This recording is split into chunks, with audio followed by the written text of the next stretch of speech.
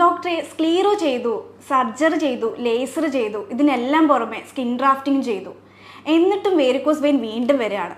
എന്താണ് varicose vein? Varicose വെയിൻ്റെ കാരണങ്ങൾ എന്തെല്ലാമാണ്? ഇത് പൂർണ്ണമായിട്ടും മാറ്റാൻ പറ്റുമോ? ഇതിനൊരു പ്രതിവിധിയില്ലേ? എന്തൊക്കെ എക്സസൈസുകൾ നമ്മൾ ചെയ്യണം? അതേപോലെ എന്തൊക്കെ ഫുഡ് നമ്മൾ കഴിക്കണം? ഇതിനെല്ലാം ഒരു പ്രതിവിധിയുമായിട്ടാണ് ഞാനിവിടെ വന്നിരിക്കുന്നത്.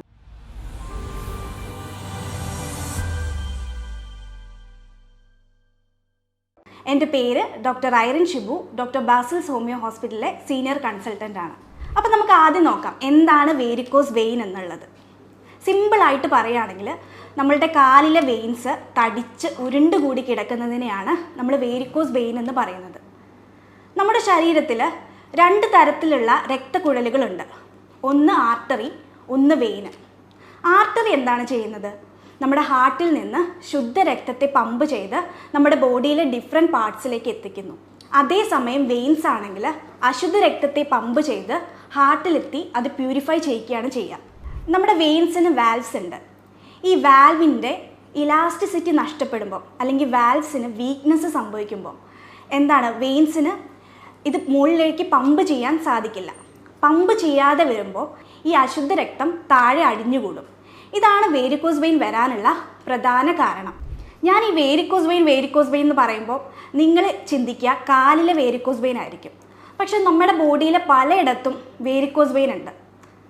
ലിവറിലുണ്ട്, ഹാർട്ടിലുണ്ട്, കിഡ്നിയിലുണ്ട്, കണ്ണുകളിലുണ്ട്, അതേപോലെ വൃഷ്ണത്തിലുണ്ട്. മലദ്വാരത്തിൻ്റെ പലയിടങ്ങളിലായിട്ടും ഈ വേരിക്കോസ് വെയിൻ കാണാം. മലദ്വാരത്തിൽ വരുന്നതിനെയാണ് നമ്മൾ പൈൽസ് എന്ന് പറയുന്നത്. അപ്പോൾ ഭൂരിഭാഗം ആളുകളിൽ അലട്ടിക്കൊണ്ടിരിക്കുന്നത് കാലിലെ വേരിക്കോസ് വെയിൻ ആണ്. ഈ വേരിക്കോസ് വെയിൻ്റെ കാരണങ്ങൾ എന്തെല്ലാമാണെന്ന് നമുക്ക് നോക്കിയാലോ. ആദ്യത്തേതെന്ന് പറയുന്നത് ഹോർമോണൽ വേരിയേഷനാണ്. മെയിനായിട്ടും 80% സ്ത്രീകളിലാണ് ഇത് കാണുക. ബാക്കി 20% പുരുഷന്മാരിലും. പുരുഷന്മാരിൽ കാണാൻ കാരണം ആൽക്കഹോൾ, അതേപോലെ സ്മോക്കിങ്, ഇതെല്ലാം കാരണമാണ് പുരുഷന്മാരിൽ ഒരു 20% വേരിക്കോസ് വെയിൻ കാണുന്നത്. രണ്ടാമത്തെ കാരണമാണ് ഹെറിഡിറ്ററി ആയിട്ട്. ഇപ്പോൾ നമ്മുടെ മാതാപിതാക്കന്മാർക്ക് വേരിക്കോസ് വെയിൻ ഉണ്ടെങ്കിൽ അത് ക്രമേണ നമുക്കും കിട്ടാനുള്ള ചാൻസ് കൂടുതലാണ്. മൂന്നാമത്തത് പറയുകയാണെങ്കിൽ പ്രഗ്നൻസിയുടെ ടൈമിൽ ഒരു 80% സ്ത്രീകളിലും പ്രഗ്നൻസിക്ക് ശേഷം വേരിക്കോസ് വെയിൻ തനിയെ മാറും. എന്നാൽ ബാക്കി 20% സ്ത്രീകളിലും വേരിക്കോസ് വെയിൻ മാറാതെ സ്റ്റിൽ റിമെയിൻ ചെയ്ത് നിൽക്കുകയാണ് ചെയ്യുക. ഈ ഒരു വർഷം, ഈ പ്രഗ്നൻസി പീരീഡിൽ ഒരു വർഷം ഒരു 10 മുതൽ 18 കിലോ വരെയാണ് കൂടുന്നത്. അതുകൂടാതെ പ്രഷർ ഇൻക്രീസ് ചെയ്യുകയാണ്, ഹോർമോണൽ ഇംബാലൻസ് സംഭവിക്കുകയാണ്, മെറ്റബോളിസത്തിന് ചേഞ്ച് സംഭവിക്കുകയാണ്. ഇതെല്ലാം കാരണമാണ് ഈ പ്രഗ്നൻസി ടൈമിൽ വേരിക്കോസ് വെയിൻ വരാൻ ഉള്ള പ്രധാന കാരണം. അടുത്തതായിട്ട് നോക്കുകയാണെങ്കിൽ ലോങ് സ്റ്റാൻഡിങ് ആയി നിൽക്കുന്നവരിൽ, ഉദാഹരണം പറയുകയാണെങ്കിൽ ടീച്ചേഴ്സ്, ട്രാഫിക് പോലീസ്, ഇങ്ങനെയുള്ളവർക്ക് വേരിക്കോസ് വെയിൻ വരാൻ നല്ല ചാൻസ് ആണ്. ഇനി നമുക്ക് വേരിക്കോസ് വെയിൻ്റെ സ്റ്റേജസ് ഏതൊക്കെയാണെന്ന് നോക്കാം. പ്രധാനമായും വേരിക്കോസ് വെയിന് 6 സ്റ്റേജസ് ആണുള്ളത്. സ്റ്റേജ് 1 എന്ന് പറയുന്നത് പ്രത്യേക ലക്ഷണങ്ങളും അങ്ങനെയൊന്നും ഉണ്ടാവില്ല. ഇന്നർ തൈസിൽ, നമ്മുടെ തൊടയുടെ സ്ഥലത്ത് ഒരു സ്പൈഡർ വെയിൻസ് പോലെ ഫോം ചെയ്യും. ഇങ്ങനെ ചിലന്തി വല പോലെ ഇങ്ങനെ സ്പ്രെഡ് ചെയ്ത് വെയിൻസ് കിടക്കുന്നത് കാണാം. അത് ഉരുണ്ട് കിടക്കുക അങ്ങനെയൊന്നും ഉണ്ടാവില്ല. ചെറിയൊരു കളർ ചേഞ്ചിൽ ഒരു സ്പൈഡർ വെയിൻ പോലെ, ഒരു ചിലന്തി വല പോലെ ഇങ്ങനെ സ്പ്രെഡ് ചെയ്ത് കിടക്കും. സ്റ്റേജ് 2 എന്ന് പറയുന്നത് ചെറിയൊരു ചൊറിച്ചിൽ അല്ലെങ്കിൽ ചെറിയൊരു വേദന, കുറേ നേരം ഇങ്ങനെ നിൽക്കുമ്പോൾ ഒരു കാലിലൊരു കടച്ചിൽ, എവിടെയെങ്കിലും ഇരിക്കണം എന്നുള്ളൊരു തോന്നൽ. ഇതാണ് സ്റ്റേജ് 2. നമ്മൾ സ്റ്റേജ് 2 ഇത് പെട്ടെന്ന് ട്രീറ്റ് ചെയ്യാൻ ശ്രമിക്കുകയാണെങ്കിൽ വേരിക്കോസ് വെയിൻ പെട്ടെന്ന് മാറുന്നതാണ്. മൂന്നാമത്തെ സ്റ്റേജാണ് നമ്മുടെ കാലിൽ ഒരു നീര് വെക്കൽ, അതേപോലെ ഒരു ചൊറിച്ചിൽ അത്രയും ഉണ്ടാവില്ല, എന്നാലും നീര് വെക്കുക, അതേപോലെ നമ്മൾ കാല് ഉയർത്തി വെക്കുമ്പം നീര് കുറയുക. ഇതൊക്കെയാണ് സ്റ്റേജ് 3 കാണുന്നത്. സ്റ്റേജ് 4 വരുമ്പോഴാണ് നിങ്ങൾ ശ്രദ്ധിക്കേണ്ടത്. സ്റ്റേജ് 4 സ്കിന്നിൽ ചേഞ്ച് സംഭവിക്കുക. സ്കിന്നിൽ ഒരു ഡിസ്കളറേഷൻ വരും. ഒരു light red colour, reddish brown കളറിൽ നിന്ന് ഒരു വയലറ്റ് കളർ അല്ലെങ്കിൽ ഒരു ഡാർക്ക് വയലറ്റ് കളറിലേക്ക് നമ്മുടെ സ്കിന്നിൻ്റെ കളർ ചേഞ്ച് സംഭവിക്കുകയാണ് ചെയ്യുക. ഇത് വരാനുള്ള മെയിൻ കാരണം അവിടെ ബ്ലഡ് സർക്കുലേഷൻ നടക്കുന്നില്ല.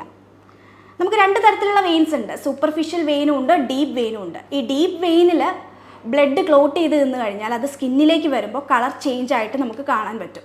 സ്റ്റേജ് 5 വരുമ്പോൾ ചൊറിച്ചിൽ അനുഭവപ്പെടും. ഈ സ്റ്റേജ് 4 തന്നെ നമുക്ക് ചൊറിച്ചിൽ അനുഭവപ്പെടും. എന്നാൽ കൂടുതലായിട്ടും കാണാൻ സ്റ്റേജ് 5 ചൊറിച്ചിൽ അനുഭവപ്പെടും. അതേപോലെ ചൊറിഞ്ഞ് അവിടെ പൊട്ടിയിട്ട് അവിടുന്ന് ബ്ലഡും അതേപോലെ നീരും ഒഴുകാൻ തുടങ്ങും. അതൊരു വേരിക്കോസ് എക്സിമയിലേക്ക് നയിക്കുകയാണ് ചെയ്യുക. ഒരു സ്കിൻ കണ്ടീഷനിലേക്ക്, പക്ക ഒരു സ്കിൻ കണ്ടീഷനിലേക്ക് പോവുകയാണ് ചെയ്യുക. സ്റ്റേജ് 6 എന്ന് പറയുന്നത് ഈ വ്രണം ഉണങ്ങാതെ കരിയാതെ കുറേ കാലം ഇങ്ങനെ നീണ്ടു നിൽക്കും.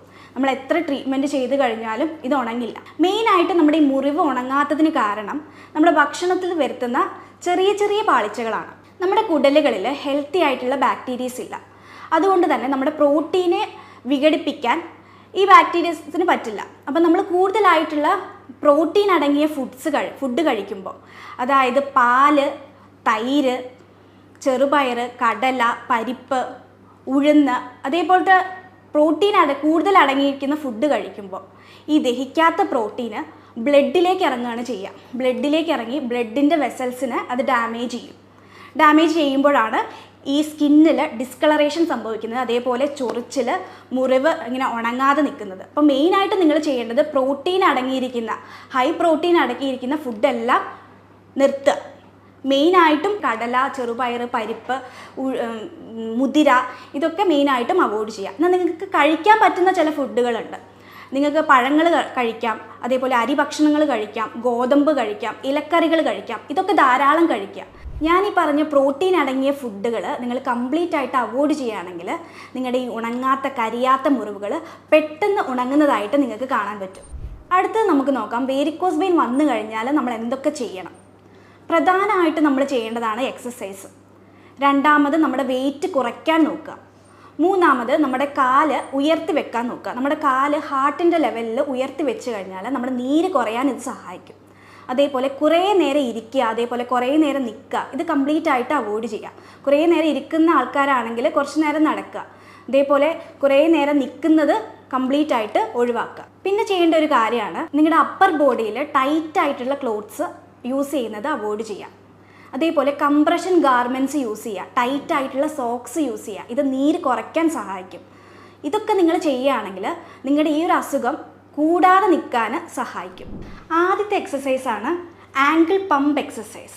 ഇതിനായിട്ട് നിങ്ങളൊരു ചെയറിലിരിക്കുക, സ്വസ്ഥമായിട്ട് ഒരു ചെയറിലിരിക്കുക. ഇരുന്നതിന് ശേഷം നിങ്ങളുടെ റൈറ്റ് ലെഗ് കുറച്ച് പൊക്കി പിടിക്കുക. എന്നിട്ട് നിങ്ങളുടെ പാദം, ഞാൻ 5 വരെ എണ്ണുന്ന ടൈം നിങ്ങൾ പിടിച്ചു വെക്കുക. 1 2 3 4 5. ശേഷം അത് താഴ്ത്തുക.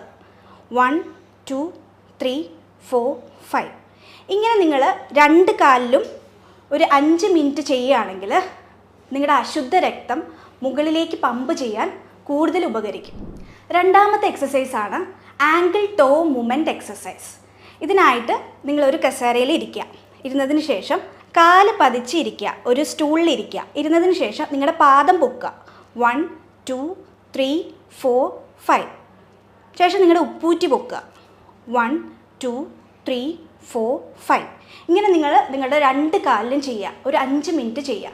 ഡെയിലി പേഷ്യൻ്റ് വന്നിട്ട് പറയുന്ന ഒരു കംപ്ലൈൻ്റ് ആണ്, ഡോക്ടറെ രാത്രി സമയങ്ങളിൽ കാലിൽ ഒരു കോച്ചി പിടിക്കുന്ന പോലെ വേദനയുണ്ടെന്ന്. അത് ചിലപ്പോൾ ഈ വേരിക്കോസ് വെയിനിൻ്റെ ആവാം, അല്ലാത്തതും ആവാം.